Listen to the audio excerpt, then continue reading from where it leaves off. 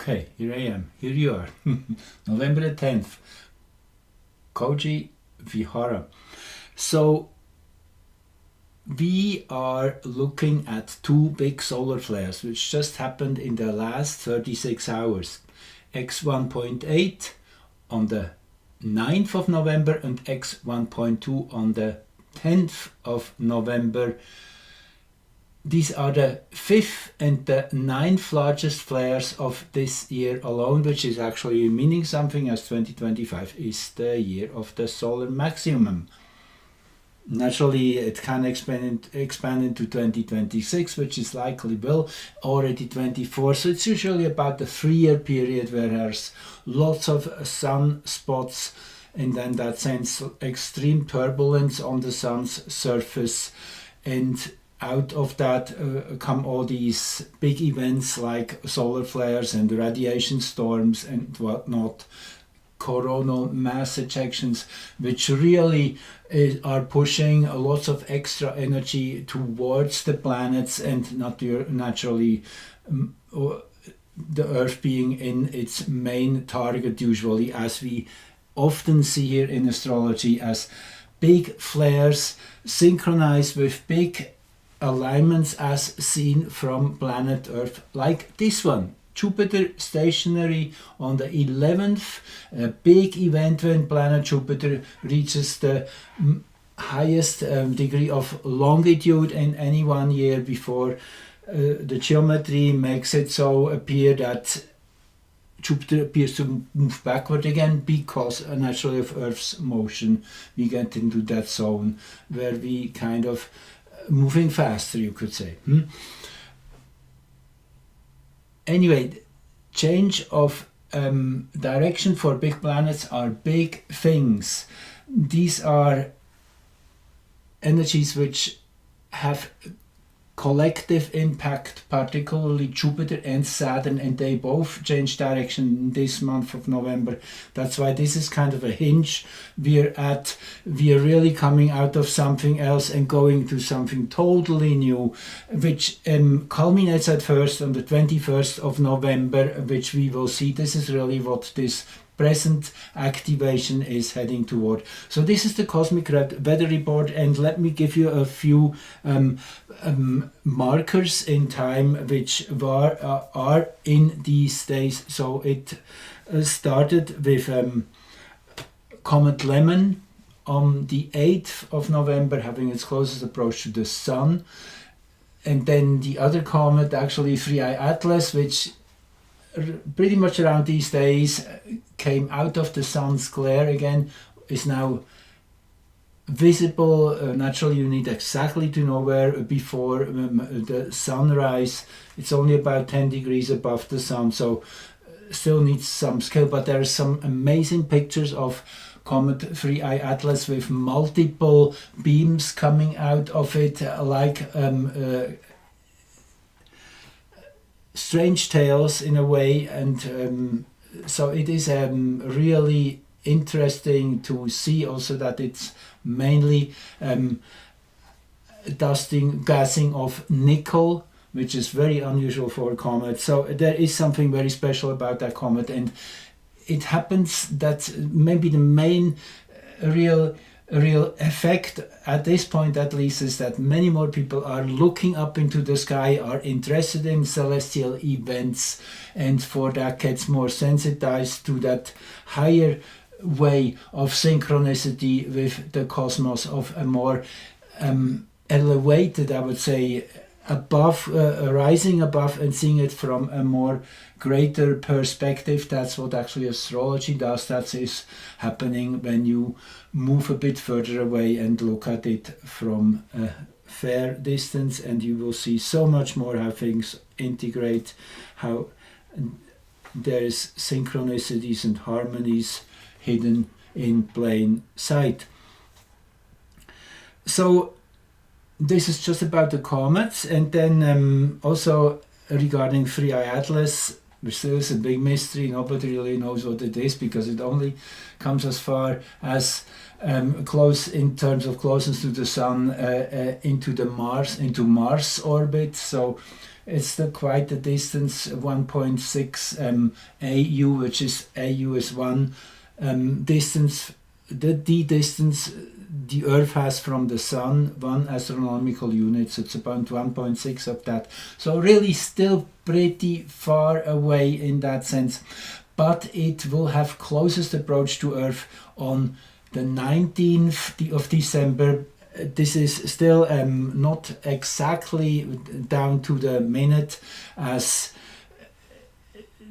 the comet is still kind of having its chaotic changes in speed. They're very slight, but the exact date will be measured when it happens, I guess. But what is interesting, that this 19th of December falls right between the Sun connecting conjunction with the galactic center, usually around the 18th, and winter solstice on the 21st. So this is in itself a window of enormous new beginning energies being grounded and the foundations built. That's what winter solstice is in a most special way.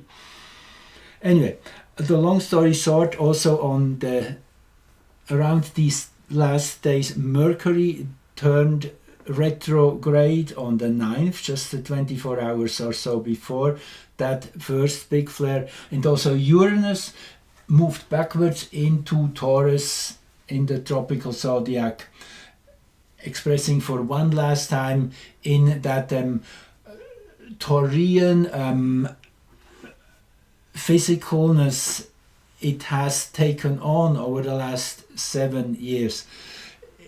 It gives its energy clear expressions, and it is interesting that these last 7 years definitely have brought to the forefront the existence of alternative energy devices, engines or whatnot, black boxes, which are able to transmute energy from the ether and from sources unknown, even though they exist and we know they exist, but they're kind of not yet fully able to harness them, at least mainstream science, and there is all these many patterns. So anyway, the long story short, Uranus going back once more into this area of the zodiac where it comes from, Taurus, and it will be in there till April the 28th of 2026 for the next November, December, January, February, March, really the next 6 months once more in Taurus. A very exciting finalization of its journey through Taurus, which started in 2018. So that also happened just a day prior, and then we have that big flare X1.8, X1.2, and particularly the second one is super interesting. Let's now get into the astrology. Well, let me first show you a few more pictures. So this is just two different photographs. This is with a really high resolution telescope. And that really highly unusual sunspot with that cluster of different charges. Here you see a picture, so pluses and minuses in this neighborhood, and then when these plus and minus zones get too close to each other, then they explode in a big release of energy, of mainly strong radiation in the X-ray region, which is very hard radiation, as we know how we have to protect ourselves against that. So Earth gets blasted with these energy bursts, which usually arrive 8 minutes after the event. That is how long it takes for light to travel between the Sun and Earth. that means also the moment we see the flash, that is when that wave arrives, and it actually in real time it happened 8 minutes prior, when we have no clue of yet. That's kind of how you can explain time travel, if we are able to relocate into a different, or bilocate, I should say, into a different space coordinate at the same time, then we can experience two different time events, which usually will be one after the other. You can experience them simultaneously. So this is definitely opening the paradox, which is what is part of that big move, I would say, from the polarity of known and unknown into the unknowable. That third really big territory where we have no clue of what really is and what is not. And that is where we are going. And these are just most exciting times we are in, when we are just really at the doorstep of a whole new dimension opening in 2026. It's symbolic, the 2026 adding up to a 10 to a 1. A 1 year is a new beginning. This is really the amazing thing too, that nature always shows its meanings, its intentions, its signs in very loud voice first, and then it kind of resonates through all the other dimensions up to the minutest. It's that holographic pattern in each different dimension. It is expressing, but in a slightly different way. And there's infinite potentials, possibilities in every moment. Thinking of quantum superimposition, that all and everything is basically collapsing into this oneness energy, that which is the event horizon of all and everything, every moment reconstructed. Yeah, we're getting into pretty crazy times in that sense, that so in a way that Uranus back in Taurus is giving us a little more grounding still, to really be able to take off into that Gemini energy, where it has been the last few months, of all these airy-fairy principles and laws of higher realities, which are probably so different from our laws, because each particular setting of space-time structures has its own laws. But that's yet another subject. So this was the first of the two flares. Happened right around sunrise on the 0 meridian in Greenwich.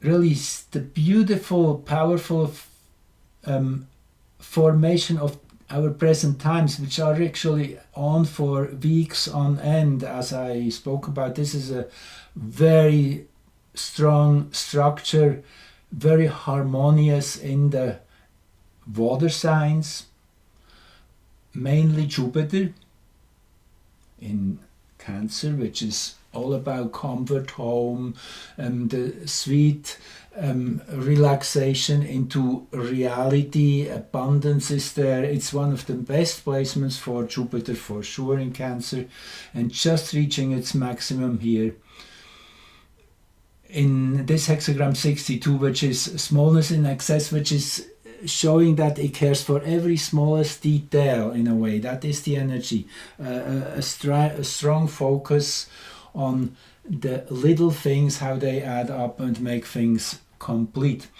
And then Saturn here, and again I have to say it, the 11th, as I say, Jupiter stations at 25 and 09 minutes, and Saturn at 25:09 stationing still going backwards here to this point, which will be reached on the 28th of November. So we have these two markers in time. These are big moments, as I say, when big planets shift from forward to backward motion, when the forward momentum has completely emptied itself out, and now comes time for the integration, for stepping again a few steps back to see better what has happened, what we so far have been dealing with. It's literally a backing up and looking at it once more from a little different angle, and then to come to an integration, usually with the third and final conjunction in that sense. But it happens with everything in nature. It's that forth and back, that pendulum motion from one to the other side, which in the bigger picture gives us the experience of the whole. Naturally, it's just because we live in that gross reality where we have to experience it. We can't experiencing it all at once. It has to be stretched out over time, and then it is assembled into a oneness in the aftermath in a way, but also already existing. Again, there is these two sides. So anyway, this was the first one, and with the black moon and the sun here, this is a clear indication that there is some really big shadow work underway. With also Mercury then turning retrograde.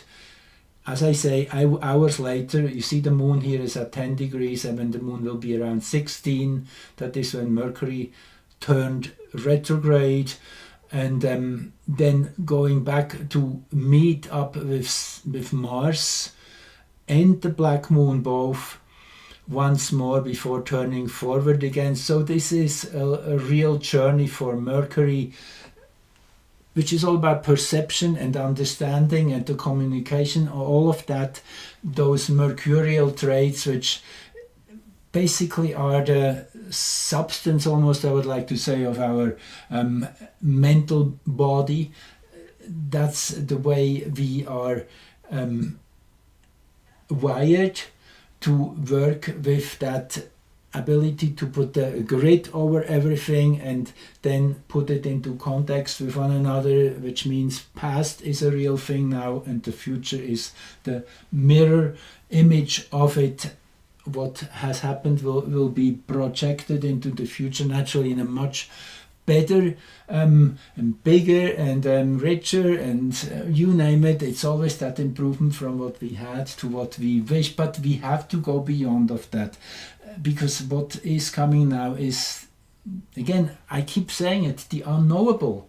We do not know where we're going, so it really boils it down finally that this doesn't matter anymore, that projection. It doesn't work anymore, because it will go where it goes, and we will find out. We are really literally moving into a higher frequency band, and the laws will change. Yes. Gravity might not be anymore such a big thing. We might be able to fly around or project ourselves to other space-time coordinates. Anyway, many things are possible at this point. This is a very, very powerful moment in human evolution, I want to say, we are heading towards. And this second flare really shows this in such clear language. Look at that. So that 1.2 flare in the X class, which was the 9th biggest, as I said, of this year, happened something like 4 minutes after the exact Moon-Jupiter conjunction. And that's what I said before. It's always kind of timed to our earthly experience. We are definitely in a way having a direct effect on the sun's behavior, naturally us as a collective. We're projecting these energies and then having the sun act on it, express them, and then filter them in through the moon being the lens through which we are literally experiencing the universe. I mean, it is the moon. Look at it every night.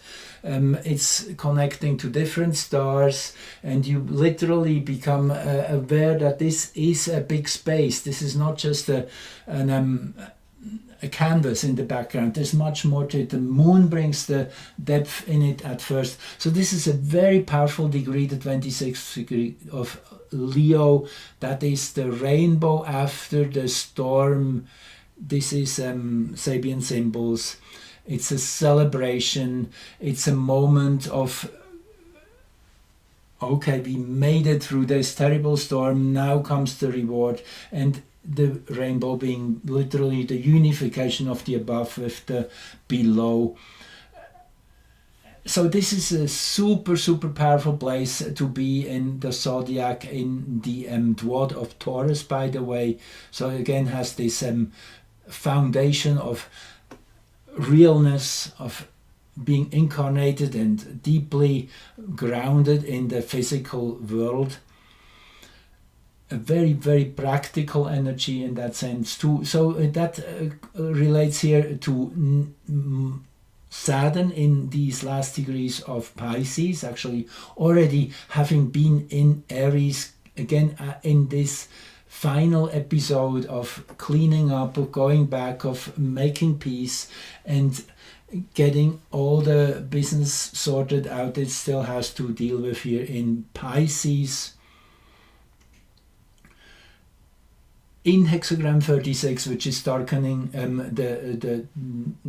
darkening of the light, that final deep introspection also, where in a way you go to the deepest place in the shadow work to really find the dark inner realities of what then can manifest itself. And we have to graduate through, as presently happening on this planet, with all the craziness there is, all the tyranny. This is the harshness of life we are definitely dealing with, and it's in some of its worst levels, I would even say, what's going on presently collectively. But these are triggering mechanisms, really. They in itself have no intention. It's really purely there, serves as a purpose to give us that final push to come into coherence with one another and honor the real things in life, the things which really matter, to care for one another and to bring the best out of each other, to see that we are all God's creations, that we are all children of God. And also the dark things, they're all so divine, in the sense that the lowest frequency band, if then in that divine bandwidth, you could say, and naturally the one we want to transform, let go of, move to a higher level. We don't need that anymore. And that's that critical point where we are at now, that because collectively we have decided we want to rise, before we can fully let go, we have to revisit it and give it a real close, deep inspection. And that's what the black moon is here representing in these last degrees of Scorpio. Hexagram 14, by the way, which is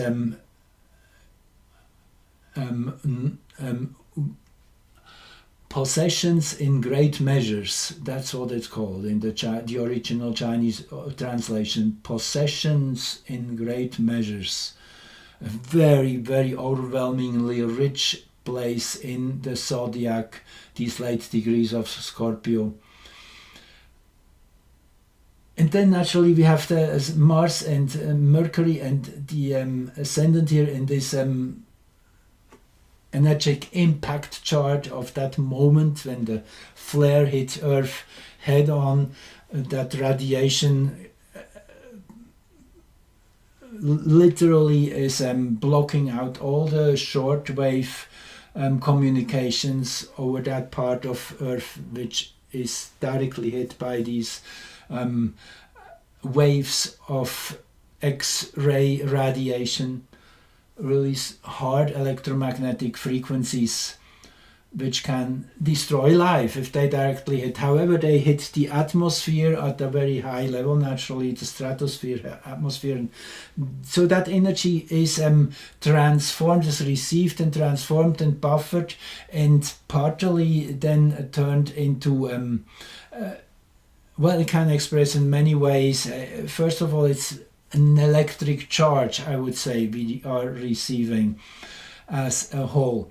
And then usually 2 to 3 days later, and that is the really most important part at this point, as I'm doing this to let you know, it will be the evening of the 11th and the evening of the 12th here in North America, western coast towards the west. We are here on mountain time. So the west coast, it's evening of tomorrow and after tomorrow, the 11th and the 12th, where you should really be looking at the sky once in a while. There might be some wild auroras, aurora borealis coming here in the northern hemisphere. And this would translate something like around midnight universal time. And from there you can calculate it yourself. So yes, the auroras are then the second impact wave, which are bringing more physical energy. The other is electromagnetic, the one of the pulse, which is when we recognize the flare and have the direct energetic hit of it. The second phase is the solar wind, which is traveling at roughly anywhere between 300 kilometers per second up to 1,000 or 2,000, really depends.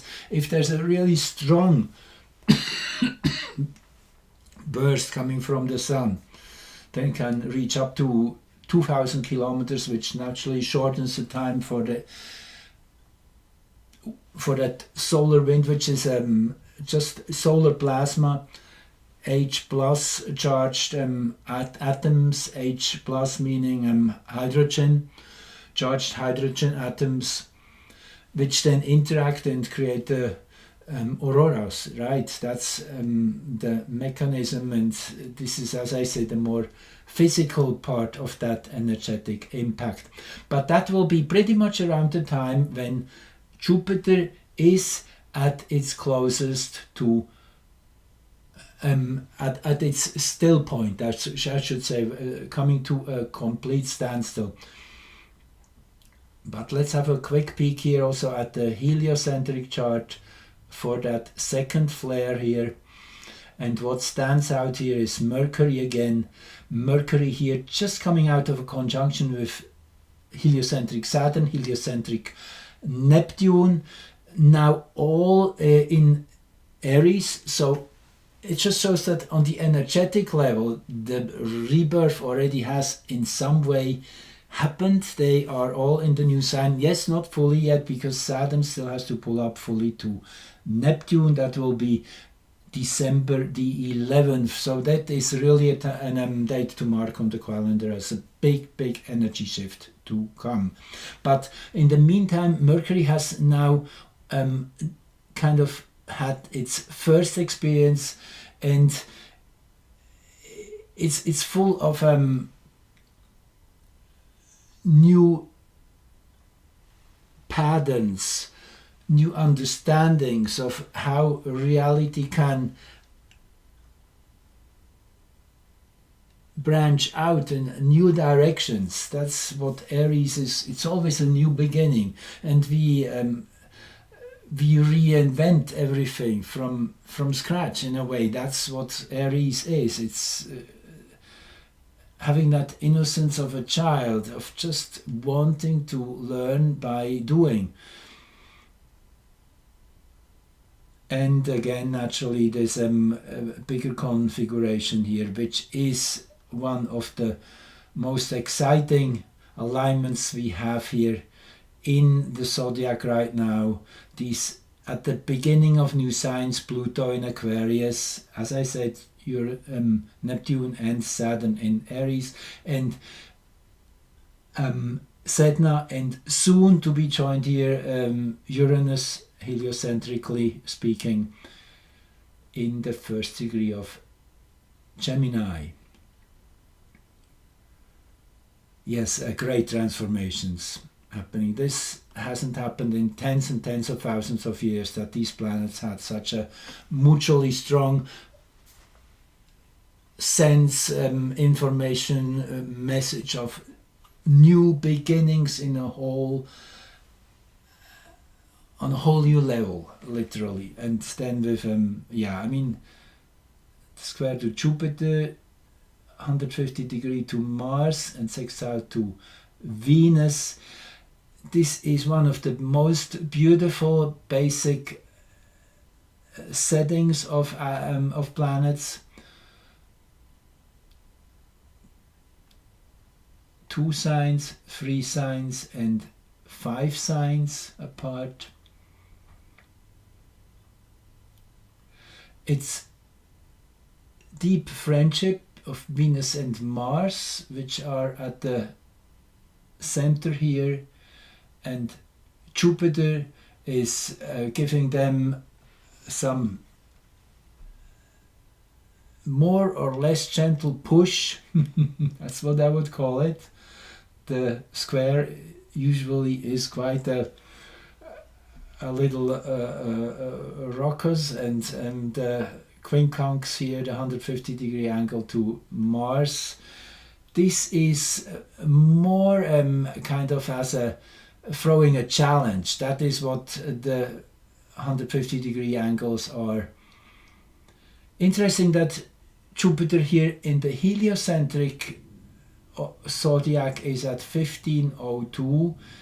Interestingly, crossing or past the first 15 degrees in the second 15 degrees here at the very head of that section, which is about, as Rudyard puts it, let me get that right, consolidation.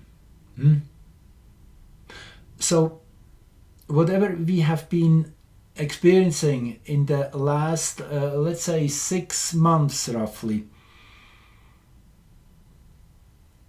was what Rudyard again calls these 15 degree sections of the zodiac. They're really meaningful, which is decision. Decision were the last 6 months. It was really marking your place in this universe, and having a very clear vision of which you want to support. And it was that moment of really solidifying that, and the consolidation follows. Actually, it was the decision period, as I say. That's the better word. And the consolidation, the strengthening, the giving it body, that is now coming. And it so happens that this is what brings me to talk about that degree in the first place. This is actually from Earth's perspective where Jupiter will be when it has finished its retrograde journey, which will be early March. I looked it up, actually March the 11th. It's an exact 4-month period. Jupiter now will move backwards, integrating before being rebooted in a new forward motion on the 11th of March 2026.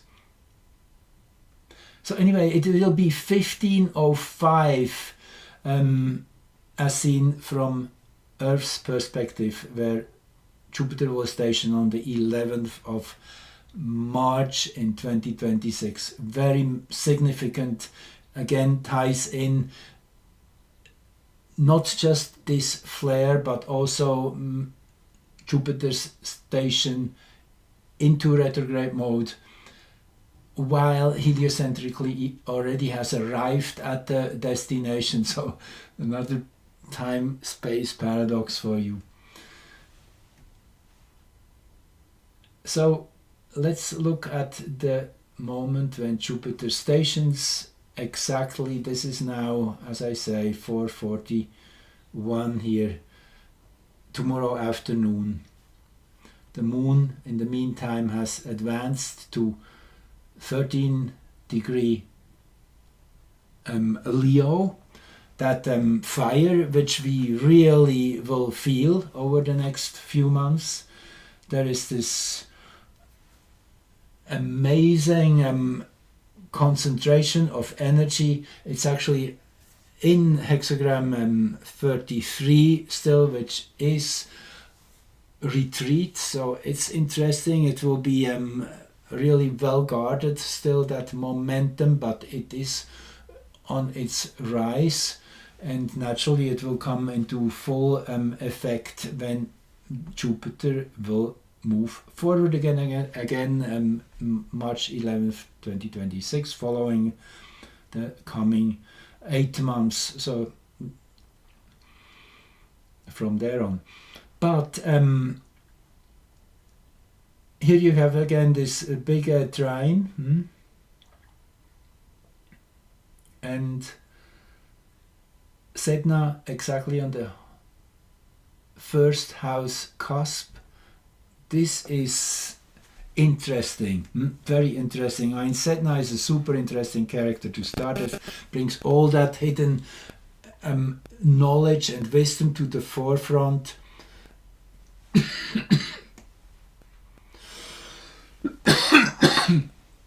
Excuse me.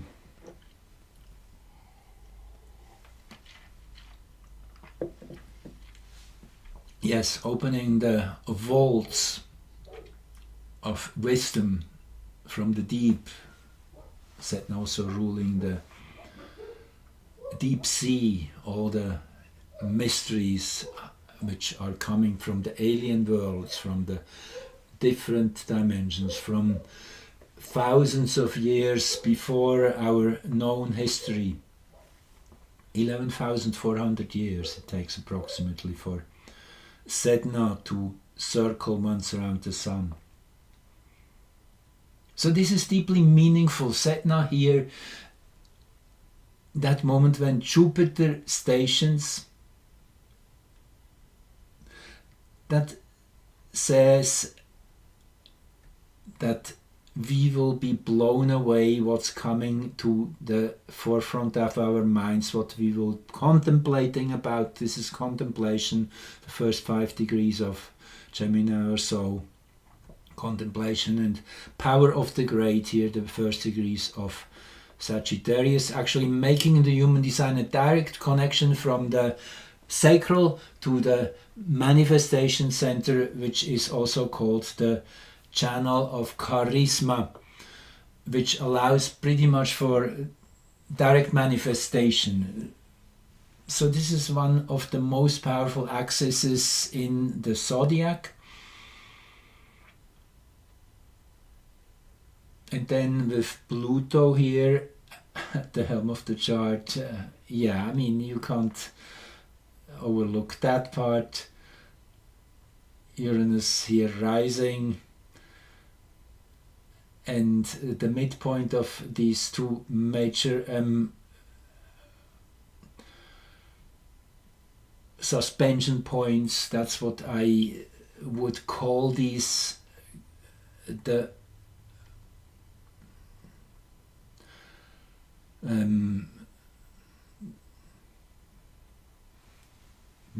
lead. I forget what the word is. Shows you what is up and what is down. and then the horizon. So you can kind of feel what that means, that is new creation energy, as we were defining it before, is coming really into focus. And its main focus is here in the 11th house collectively, which is Aquarius house. Aquarius is the 11th sign, but Pisces is here with the North Node, where we're meant to evolve toward. Now, what is Pisces North Node? Trust God. Just hide a camel. That's all you have to do. That's the advice the Sufi mystic gave to the seeker who asked, well, what is the path? What is important? What shall I do? He said, well, just make sure you tie your camel in the evening, and the rest give it to Allah. Allah will know. It's that faith, that trust of things are moving in the right direction, which is a very wonderful ingredient, which is necessary in these times practically, as we have to overcome this tendency of being over-analytical. Yes, it is a good thing, it's a great asset to be able to do that. That is what Virgo is telling us here with the South Node. That's what we have in abundance right now. All these analysts, all these wonderful people who do podcasts and explanation of what's really going on, super important. But finally we have to transcend this and bring it over to a heart-centered focus, and knowing that things move in the right direction, that there needs to be some yeast in the dough for it to rise. We need these energies to express themselves. And the node also in a semi-square right now to Pluto and also the midheaven. This can be a very fast motion. We are involved in Pluto, and the North Node always accelerate. It's kind of being pulled through a whirlpool almost sometimes. I guess we all feel that. So anyway, the energy is still building up. You see the sun is still at 19 degrees here when Jupiter stations tomorrow. And then, I mean, it's obvious, when the sun moves here into the exact trine here, this will be kind of around the culmination of that energy to focus into a one single point, and that will be around the 17th. And then a few days later we move, actually let me first give you quickly also a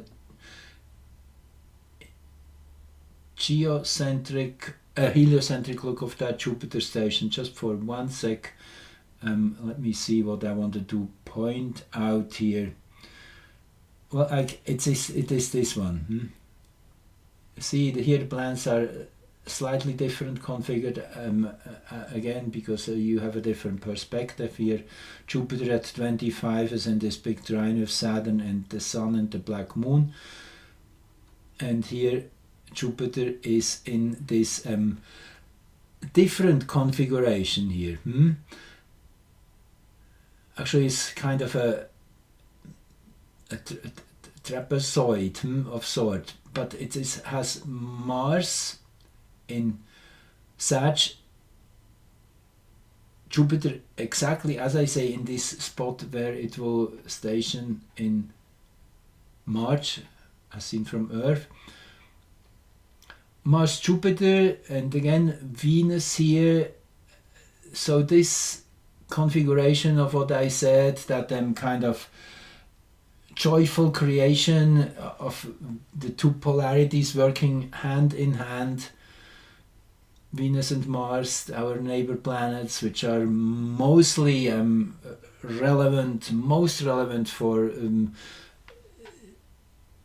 the ongoing procreation, that we are constantly giving birth to a new generation, to a new future, to new reality. This is that Venus Mars, we are making it real. It is these two principles coming together, and Jupiter being the instigator here in a way.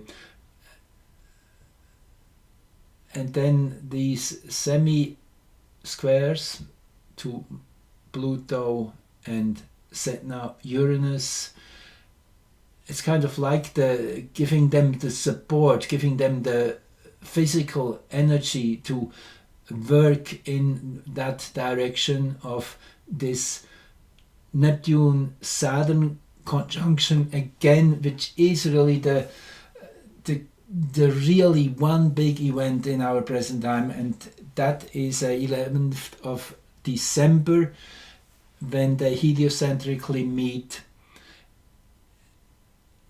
and again February the 20th, when we see it happening as from Earth.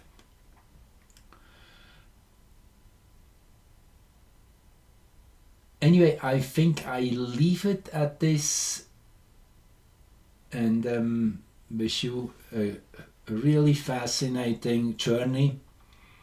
And if we keep at heart that whatever we are experiencing is for the greater good, that we are in that sense also archetypes, we take on certain expressions of reality for everyone. So if we experience something emotionally or on any level, it is a reflection, and we are feeding it into the collective too. Also, it is the understanding that everything literally comes into that in that 0 point. That's where we're heading toward. Yes, it's still a few years away, and this is a very tumultuous phase of reorganization, and actually first of cutting loose from structures and from ideas, and then coming to this place of allowing things to come into a natural order. I guess that's the best way to say it. And we have all the support from the cosmos. It is all there. Thank you for joining, listening. I guess I should stop here. And yes, I love you all. Bye bye.